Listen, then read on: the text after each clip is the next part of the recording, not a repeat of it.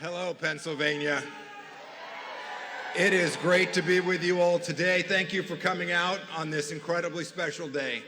We can now count the hours. We can now count the hours till America heads back in the right direction. You know, I have traveled the world some these last 3 years, and I get asked all the time, what was it like being Donald Trump's Secretary of State? And I have to tell you, I have given the same answer hundreds of times. It was the greatest privilege of my life.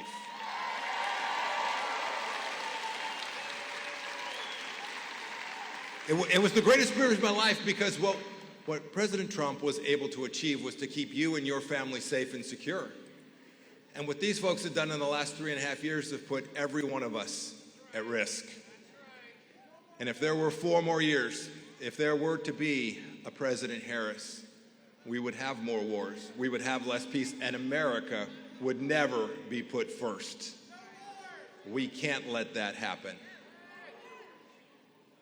I watch the bad guys in the world take advantage of President Biden and Vice President Harris, and I know the difference between a strong, effective leader like Donald Trump and someone like Vice President Harris, who will only lead to more chaos and more risk in the world.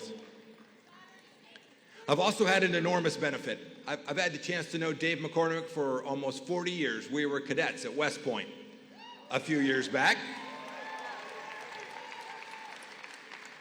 And the difference between Bob Casey and Dave McCormick could not be more clear. When our founders,